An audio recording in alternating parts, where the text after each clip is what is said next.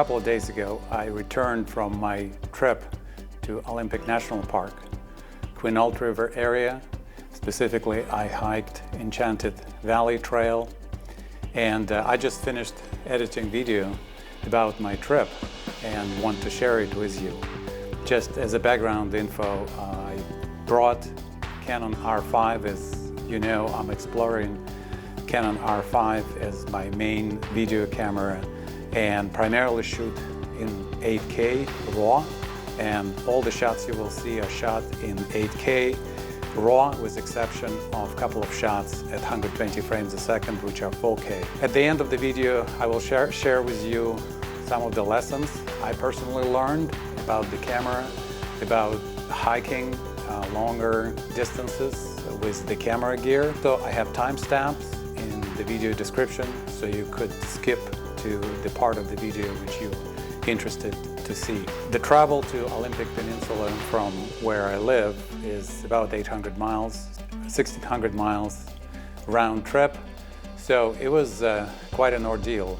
Altogether, I needed this trip, I enjoyed it, and I invite you to watch this video and let me know if you have any questions or share your thoughts and comments.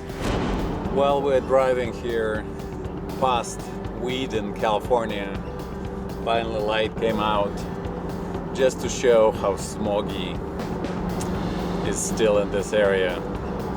And that's the main reason I'm driving to Pacific Northwest, because I was just pretty much almost frustrated and depressed by 2 months of incessant heat. Sunny days, every day the same.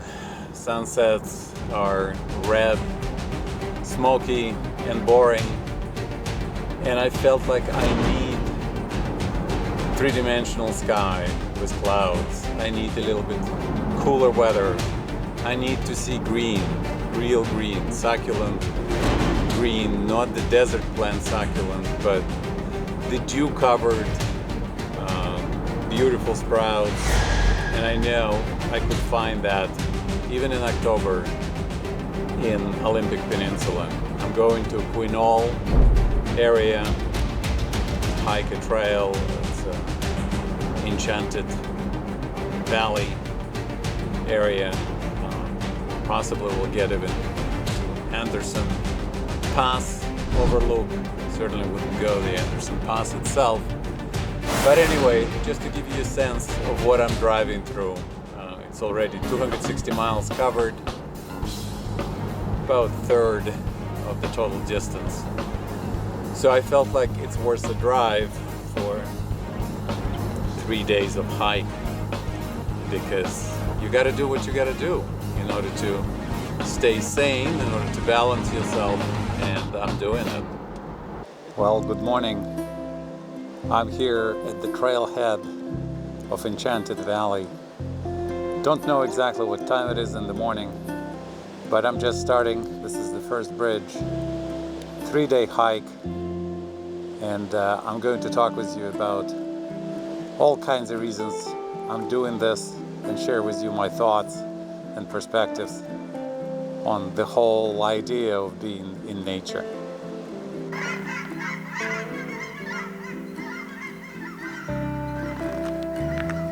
Did you hear that? Geese are flying by, probably to warmer places. I met Ranger just at the trailhead, and he said that they expect insignificant rain, and forecast does talk about rain today and supposedly sunshine for next 2 days after today. Well, we'll see if that will happen. And the geese are certainly circling around. So driving here yesterday, it was 78 degrees on Highway 12 towards Aberdeen, and even here, and actually in the middle of the forest, it was 73 degrees at about 6 o'clock in the evening. Beautiful, calm, very quiet. Very few people in the campground, but quite a number of cars parked almost full at the trailhead for the Enchanted Valley. So I probably will meet some people on the way.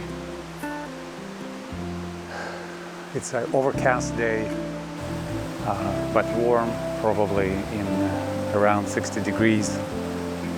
And I'm enjoying my squeaky backpack, trusted backpack, which I have now for more than 25 years. It's Arc'teryx 495, and I'm heading out up the trail. Well, it's not clear how long I will have before the rain, and I have to pack camera away. But I stopped here at a beautiful site, overlooking water, flowing water, green, blue, tall trees, fog, green trail. This is what I came here for. We'll see what I'll encounter during the day.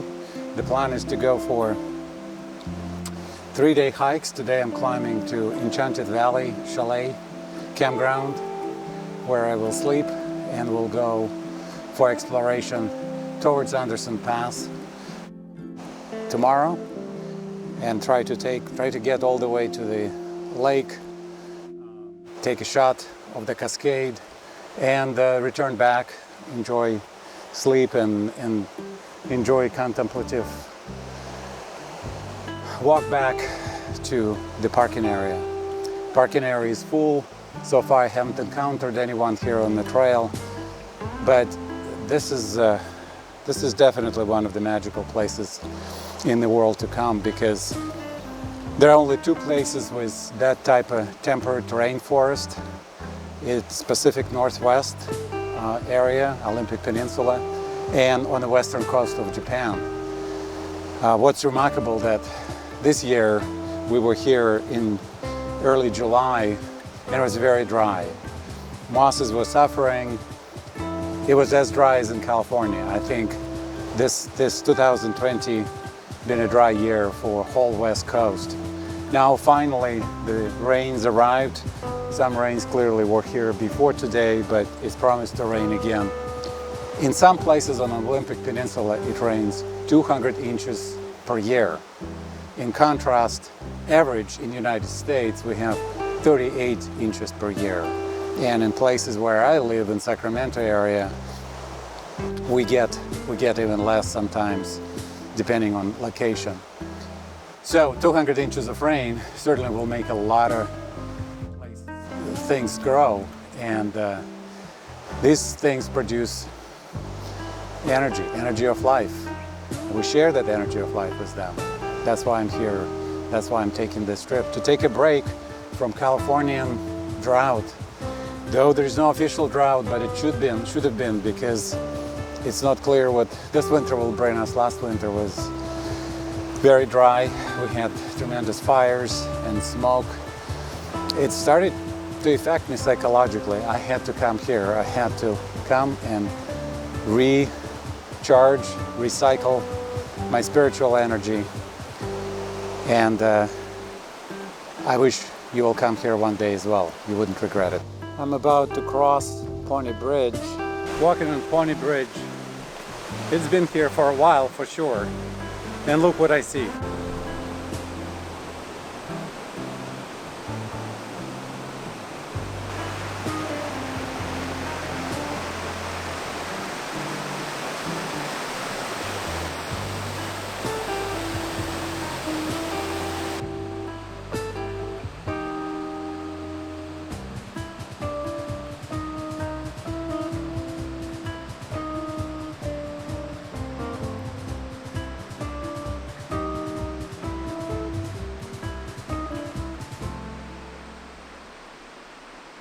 This kind of spectacular panorama, which always impresses me on Olympic Peninsula. The healthy green ferns like nowhere else. The mosses, which are not as green yet, but a couple of months into winter, they will be fluorescent green. Beautiful. What makes this hike amazing? That in few places you come directly to the river, and you could see both ways, and the foliage turning yellow is just something serene, peaceful, as well as nostalgic about it.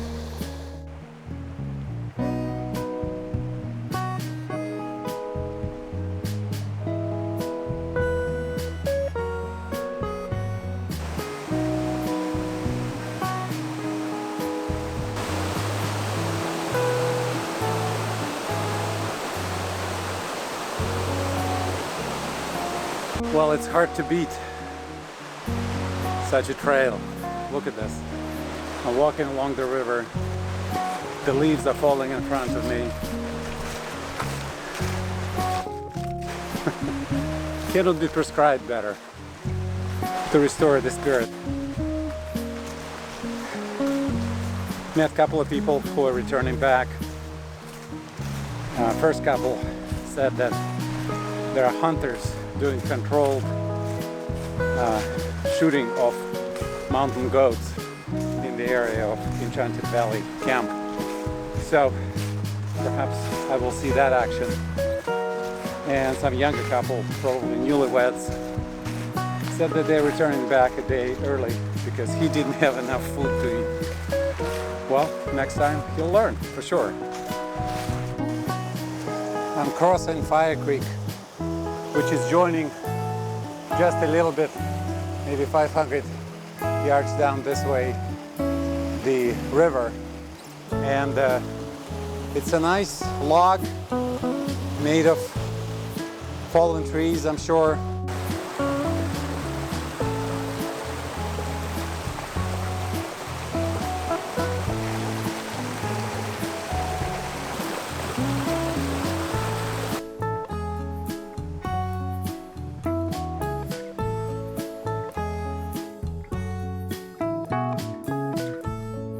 Cascading water.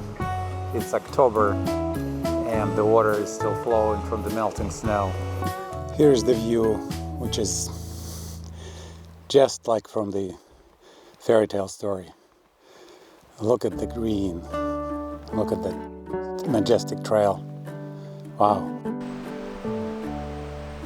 And this panorama is almost from a painting by a famous Russian painter. I'm almost at the O'Neill's camp. It's my backpack is probably 50 plus pounds. It's noticeable. I have constantly to readjust it though. It's a good backpack.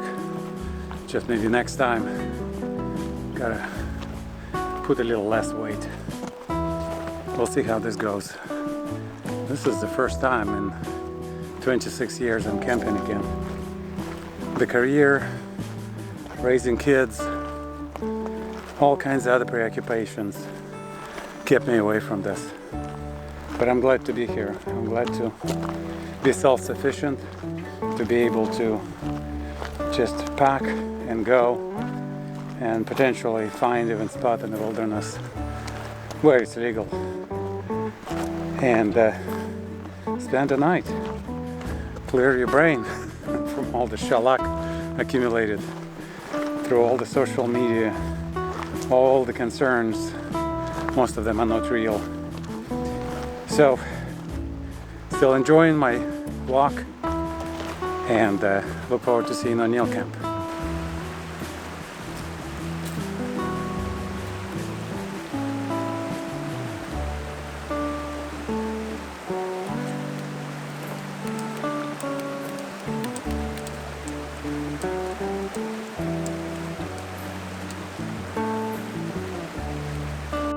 Mushrooms of different varieties growing in this area.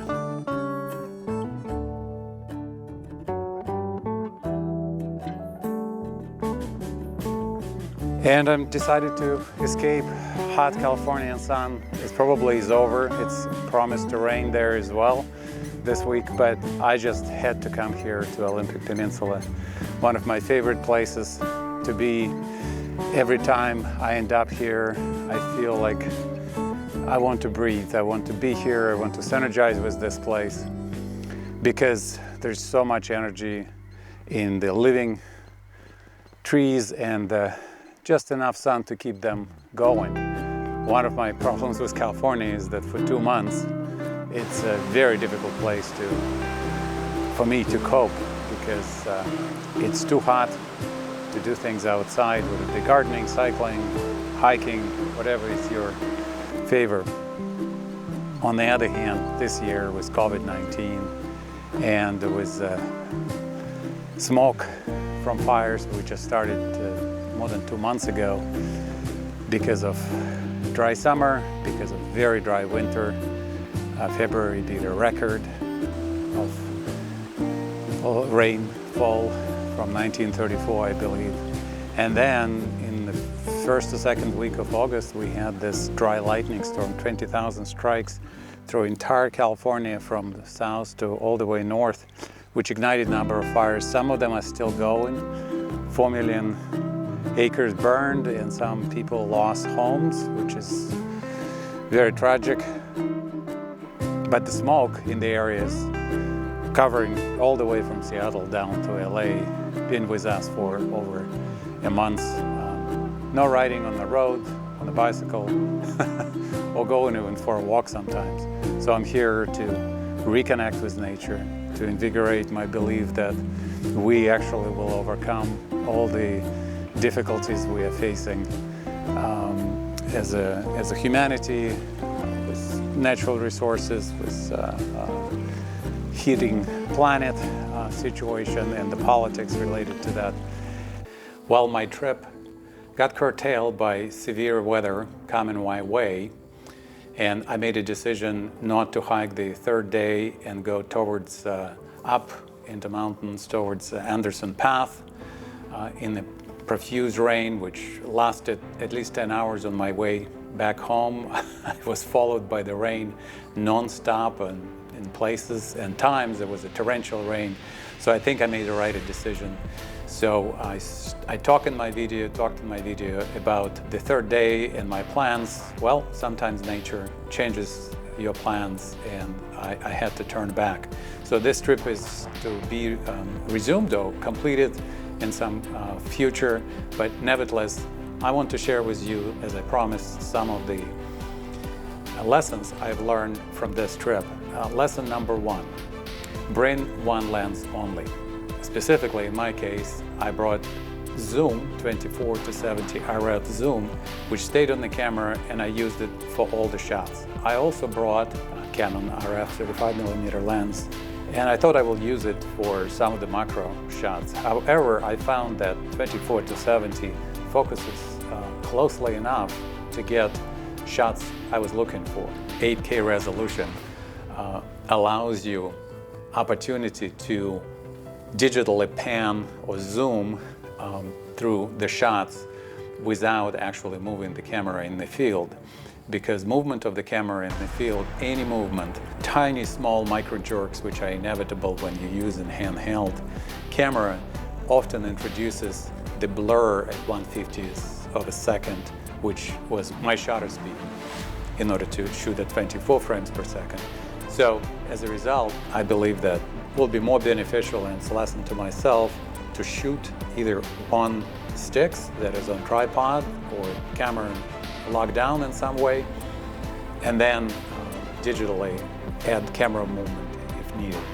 Lesson number three, I believe that I will be using Canon R5 only in 8K setting, and it is only an 8K camera in my mind because it uses pixel-to-pixel readout without any binning, and that affords the best quality you can get out of this camera. I've done a comparison in one of my previous videos where I compared various modes of 4K with 8K, and there's a night and day. There's even 4K HQ, in my opinion, significantly deteriorated from 8K. It was significantly less sharp than 8K. In addition, I found that while you could shoot in log setting in all the video modes of the camera, it's very difficult to match them. If you're shooting 4K HQ, for example, or 4K regular, and then trying to match it to 8K RAW, I found it to be difficult to match. It's almost like it's shot on two different cameras. Lesson number four is use one microphone, either lavalier microphone or on-camera microphone. My preference would be to use lavalier microphone, while the quality may be not as great as you could get with on-camera microphone, because it's at fixed distance and it picks up voice much better than camera even handheld in front of you. I believe it's a better choice, and it reduces weight. So part of the lesson, it's not about cameras for me, is to carry less gear, to carry less weight on my shoulders, because while I enjoyed my hike, I also found that backpack ended up being over 50 pounds, and while I'm physically strong enough, I actually found it somewhat burdensome, and at the end of the hike, I was kind of glad almost that the weather turned me around, because it was tiring to carry that backpack. Lesson number 5, returning back to camera lessons, is that I hiked in diffuse light in the forest in the middle of the day. It wasn't the heavy clouds, it was just diffuse light, primarily because of the fog in the area, and in many instances at ISO of 400 and shutter speed of 1/50th of a second, I needed f2.8 aperture. So brighter lens is always a benefit, though it's a little bit heavier than f4 lenses. I would opt for a brighter lens as I go hiking. I hope you enjoyed this video, and if you did, please subscribe, leave comments, and I look forward to seeing you next time.